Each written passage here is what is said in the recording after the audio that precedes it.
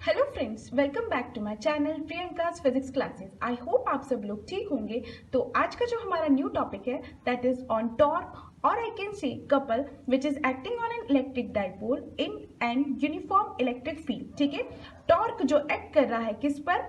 Electric dipole पर। जब electric dipole को हमने रखा हुआ है किसे, कैसे? यूनिफॉर्म इलेक्ट्रिक फील्ड पर। तो सबसे पहले बात करेंगे कि यूनिफॉर्म इलेक्ट्रिक फील्ड क्या होती है। तो यहाँ पर ये देखिए यूनिफॉर्म इलेक्ट्रिक फील्ड बनाई गई है और डाइपोल को उसमें प्लेस किया हुआ है। तो यूनिफॉर्म इलेक्ट्रिक फील्ड वो होगी, यहाँ पर अगर हम देखेंगे तो हर पोजीशन पर या फिर हर जगह पर इलेक्ट्रिक फील्ड इंटेंसिटी का जो मैग्नीट्यूड है और जो डायरेक्शन है वो क्या होगा, सेम होगा। तो यहाँ पर देखिए आप लोग, हर डायरेक्शन पर या फिर हर पोजीशन पर डायरेक्शन और मैग्नीट्यूड क्या है, इंटेंसिटी ऑफ इलेक्ट्रिक फील्ड की सेम है। तो यहाँ पर ये कंसिडर करेंगे हम लोग एक यूनिफॉर्म इलेक्ट्रिक फील्ड। तो कंसिडर करते हैं इलेक्ट्रिक डाइपोल जो कि बना हुआ है दो चार्जेस से। तो कैसे चार्जेस लिए हुए हैं यहाँ पर? Positive charge and negative Q. ठीक है, length of the dipole, dipole की लेंथ कितनी है? तो 12 लेंथ है।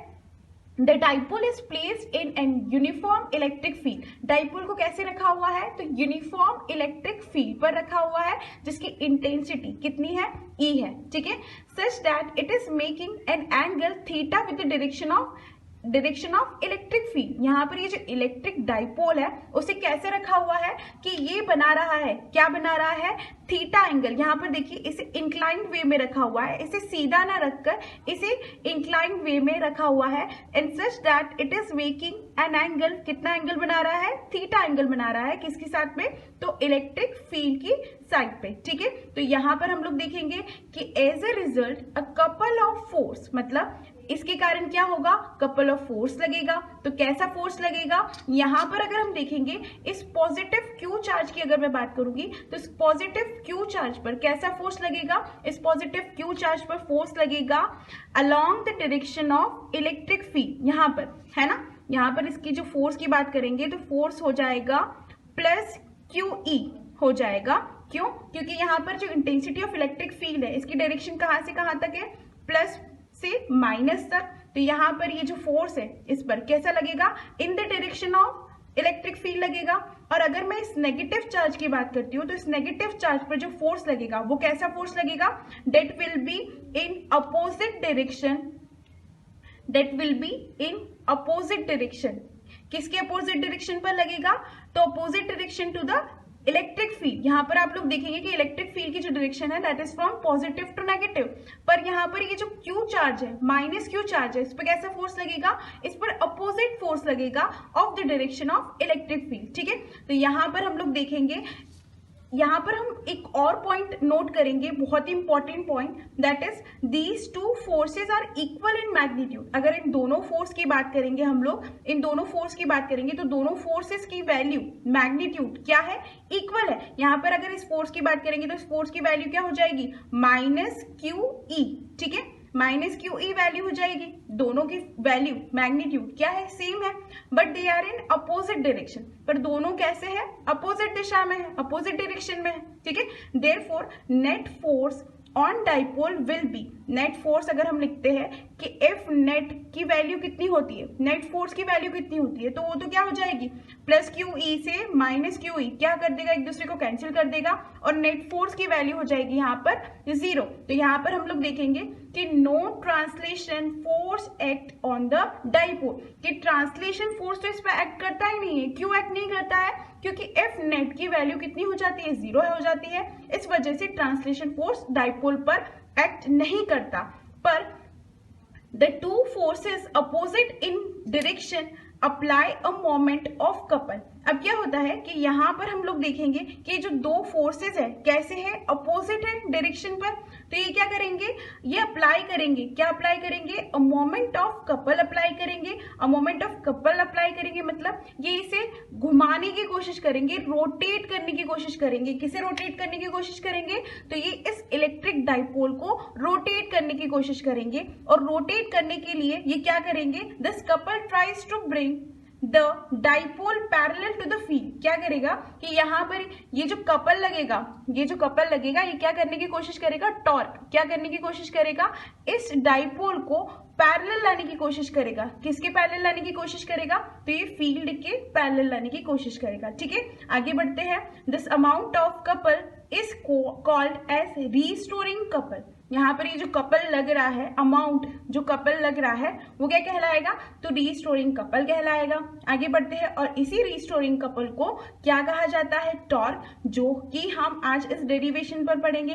टॉर्क ही हम लोग आज कैलकुलेट करने वाले हैं कि अगर हम लोगों ने इस इलेक्ट्रिक डाइपोल को यूनिफॉर्म इलेक्ट्रिक फील्ड पर रखा हुआ है तो कितना इस पे टॉर्क एक्ट करेगा, वो हम लोग आज कैलकुलेट करेंगे। ठीक है, तो so the moment of couple और torque tau can be given by. देखिए अब यहाँ पर ये जो कपल है, मोमेंट ऑफ कपल है, और आई कैन सी टॉर्क जो एक्ट करता है that is given by symbol tau बोलते हैं इसे, और कैन बी गिवन बाय किसके इक्वल होता है? यहाँ पर एक फॉर्मूला रिप्रेजेंट किया जाता है इसे, that is equals to magnitude of either force. यहाँ पर अगर हम लोग देखेंगे तो मैग्नीट्यूड ऑफ फोर्स कितना हो जाएगा?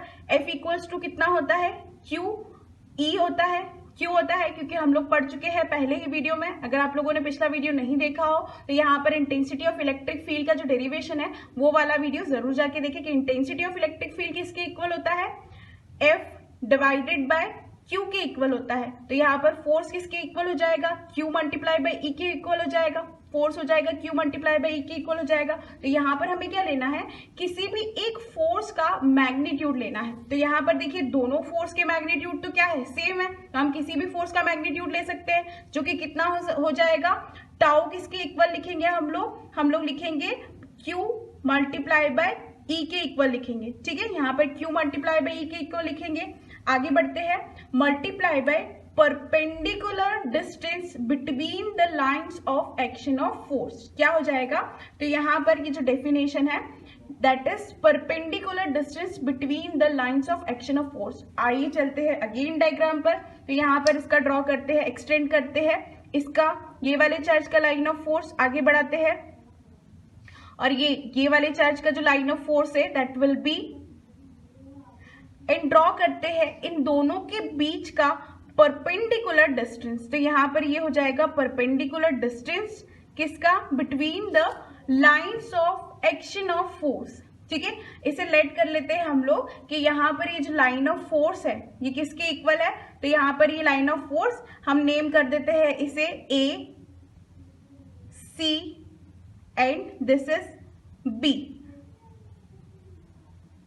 तो यहाँ पर ये जो वैल्यू है किसके इक्वल हो जाएगी? Tau will be equals to QE and multiply by AC के इक्वल हो जाएगी। ऑलराइट, चलिए इन राइट एंगल ट्राइंगल की अगर हम बात करें तो इन राइट एंगल ट्राइंगल हम लोग लिखते हैं इन राइट एंगल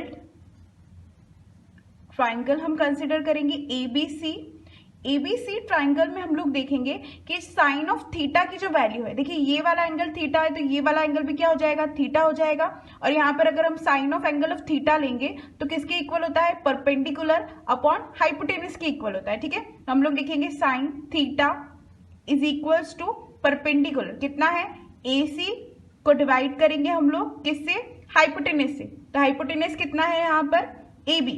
ठीक है, AC की वैल्यू हम लोग निकालेंगे तो AC की वैल्यू हो जाएगी AC will be equals to AB का मल्टीप्लाई कर देंगे यहाँ पर देखिए, तो AB का मल्टीप्लाई हो जाएगा किसमें? साइन थीटा में, है ना। और यहाँ पर हम लेट कर देते हैं कि जो AB की जो वैल्यू है, AB की वैल्यू कितनी है? 2L है।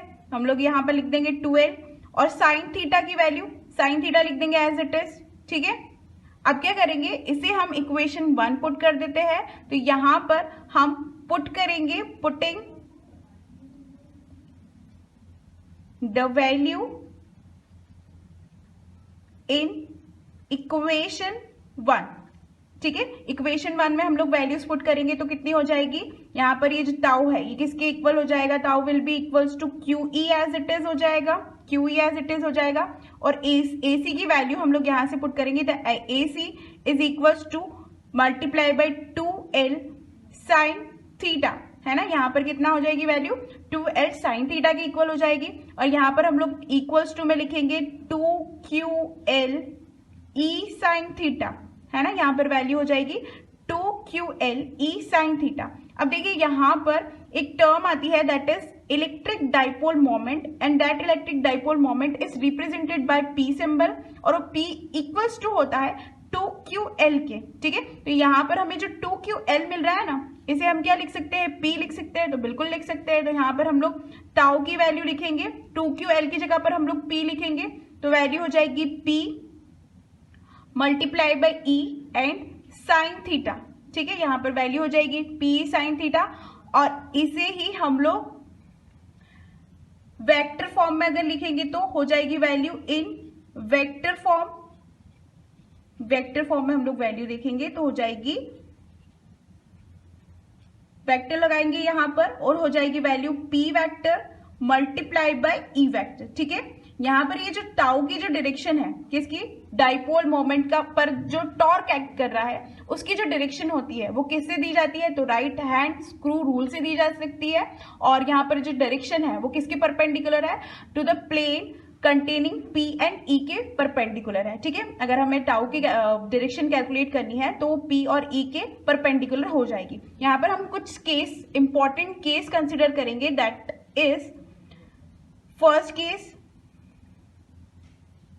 If theta equals to 0 degree. ठीक है, अगर हम थीटा की वैल्यू क्या रख देंगे, 0 डिग्री रख देंगे इक्वेशन नंबर सेकेंड में, तो क्या होगा, यहाँ पर थीटा की वैल्यू 0 रखने पर टाउ की वैल्यू भी क्या आ जाएगी, 0 आ जाएगी, क्योंकि साइन ऑफ 0 कितना होता है, 0 होता है। तो यहाँ पर टाउ की वैल्यू भी क्या आ जाएगी, 0 आ जाएगी। That means the dipole is in the state of stable equilibrium. यहाँ पर देखेंगे अगर हम लोग डाइपोल और डाइपोल को रखा हुआ है कितने एंगल पर, तो डाइपोल को रखा हुआ है 0 डिग्री एंगल पर, तो क्या ये मूव होने की कोशिश करेगा, क्या ये रोटेट होने की कोशिश करेगा, बिल्कुल नहीं, तो ये रोटेट नहीं होगा।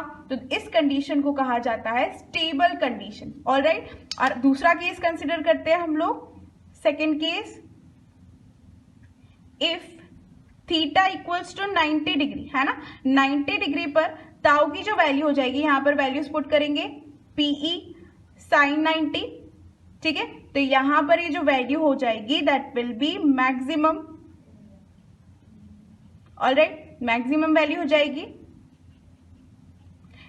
और इन दिस केस क्या बोलेंगे हम लोग कि टॉर्क जो एक्ट कर रहा है डाइपोल पर, तो वो कैसा है, मैक्सिमम है। तो यहां पर देखिए अगर हमने रखा हुआ है इस डाइपोल को, कैसा रखा हुआ है, तो परपेंडिकुलर रखा हुआ है, क्या बना रहा है, 90 डिग्री का एंगल बना रहा है, किसके साथ, इलेक्ट्रिक फील्ड के साथ। तो यहाँ पर क्या मिलेगा हम लोगों को, टॉर्क जो एक्ट करेगा, कैसा एक्ट करेगा, तो मैक्सिमम टॉर्क एक्ट करेगा, क्या करने की कोशिश करेगा, रोटेट, ज्यादा से ज्यादा रोटेट करने की कोशिश करेगा इसे। ठीक है, और लास्ट केस है आपका, इफ